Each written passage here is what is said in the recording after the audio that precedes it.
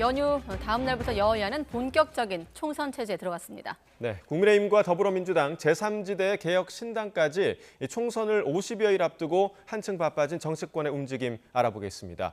국회 연결합니다. 임성재 기자. 네, 국회입니다. 네, 먼저 공천 신청자에 대해서 면접을 시작한 국민의힘. 수도권을 중심으로 후보 재배치에 시동을 거는 분위기입니다. 네, 국민의힘은 오늘 서울, 광주, 제주 지역을 시작으로 닷새간 공천 신청자를 면접합니다. 이 격전지부터 절차에 돌입해 전통적 강세 지역인 영남권은 이 마지막인 오는 16일과 17일 후보자 면접을 진행할 예정입니다. 연휴 기간 국민의힘 공천관리위원회는 그동안 실시한 여론조사 결과를 주로 들여다봤는데요. 이 면접을 앞두고 당보다 개별 지지도가 현저히 떨어지는 후보를 추리는 작업을 한 것으로 보입니다. 내일부터는 면접자 중 한 명의 후보를 선정하는 이 단수 공천 결과도 바로바로 발표할 예정입니다. 특히 오늘 면접이 진행 중인 서울에는 이 강남을과 중성동을 등 이 한 지역구에 중량감 있는 후보들이 몰린 경우가 많은데요. 이 수도권 지역 후보 재배치 결과로 이어질지 관심입니다. 이 대표적으로 오전에는 이해훈 전 의원과 하태경 의원, 이영전 중소벤처기업부 장관이 출사표를 던진 이 중성동을에 대한 면접이 진행됐습니다. 공천 면접에 앞서 정영환 공관위원장은 이 중성동을 등 중요 인력이 몰린 경우 이 재배치를 통해 승리를 이끌겠다고 말했습니다. 동일한 지역에 중요한 우리 인력들이 지원자들이 몰린 경우에는 좀 재배치 좀 해가지고 좀 굉장히 승리해야 될 것 같아요. 그런 부분이 있고.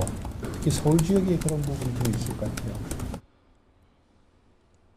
공관위원으로 참여하는 장동혁 사무총장도 이 후보 재배치의 경우 한동훈 비대위원장이 밝힌 이른바 곱셈 공천으로 기존 지역구와 새 지역구를 포함한 두 석 다 이길 수 있는 데 초점을 맞추겠다고 강조했습니다. 이런 가운데 한 위원장은 면접 전 부적격 판정을 받고 반발한 김성태 전 의원과 관련해 이 공천 불가 입장을 재확인하며 이 당이 실시 중인 시스템 공천 과정에 힘을 실었습니다. 네, 여당보다 먼저 공천 일정을 시작한 더불어민주당 현역 하위 20% 통보가 관심을 끌고 있는데 이재명 대표도 인적 쇄신 행보에 나섰다고요? 민주당 이재명 대표는 총선에 출마하는 일부 선배 중진급 예비 후보들에게 직접 연락해 사실상 불출마를 당부하는 인적 쇄신 행보에 나선 것으로 확인됐습니다. 당 핵심 관계자는 국회에서 기자들과 만나 이 대표가 국민 눈높이에 맞는 정치 쇄신 의지가 강하고 이른바 올드보이 청산 의지도 있다며 이런 의지를 실행에 옮긴 것 같다고 전했는데요. 이 연장선상에서 이르면 오늘부터 개별 통보될 현역 평가 하위 20% 대상자에 관심이 쏠립니다. 최대 30% 감점 불이익을 받을 의원 규모는 31명에 이르는데요. 이 다음 주 월요일 본격적인 경선을 시작하기 전 스스로 거취를 결정하라는 최후 통첩 성격의 집단은 해석이 나옵니다. 가장 관심을 끄는 건 비이재명계 의원들이 얼마나 포함될지입니다. 임혁백 공관위원장의 윤석열 정권 탄생 책임론 발언을 둘러싸고 이른바 문명 갈등이 점화된 상황이기 때문입니다. 특히 문재인 정부 핵심 인사인 임종석 전 대통령 비서실장의 거취가 이 내관으로 부상하고 있습니다. 임 전 실장이 도전장을 내민 서울 중성동 갑의 경우 이 전략공천 지역으로 예정돼 있어 이 공관위가 다른 후보자를 내세울 수 있습니다. 이재명 대표님의 생각도 같은 겁니다. 지금 우리가 그렇게 녹록지 않다는 거를 계속 말씀드리는 거고 친명이든 친문이든 그거를 구분하는 게 정말로 어렵습니다. 불가능하고. 이런 가운데 준연동형 비례대표제를 채택한 민주당이 추진하는 이 통합비례 정당 구성도 관심입니다. 이 비례대표 순번동을 두고 이 범야권 정당 역시 만만치 않을 목소리를 낼 전망이라 이 협상 과정이 주목됩니다. 네, 그리고 잠시 뒤에 이른바 이삭줍기 얘기를 할 텐데 앞서 연휴 기간 빅텐트를 펼치는 데 성공한 개혁신당 첫 회의를 열었다고요? 네, 개혁신당은 오늘 오전 출범 뒤 처음으로 최고위원회의를 열었습니다. 일성부터 이 거대 양당과의 차별화에 방점을 찍었습니다. 무엇보다 주목되는 건 이 공천심사에 퀴를 진 이 공천관리위원회를 어떻게 구성할지입니다. 이준석, 이낙연 공동대표가 각각 물밑에서 공관위원장 물색에 나선 것으로 알려진 가운데 이르면 이번 주 윤곽이 드러날 전망입니다. 이준석 대표는 회의 뒤 기자들과 만나서 이 공관위원장 인선 기준에 대한 자신의 생각도 밝혔습니다. 직접 들어보겠습니다.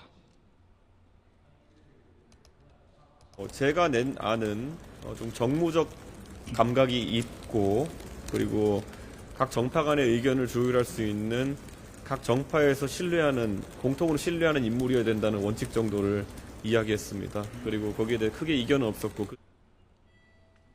구체적으로 김종인 전 국민의힘 비대위원장의 이름이 거론되자 아직 언급된 바는 없지만 자신이 제시한 기준엔 부합할 수 있다고 답했습니다.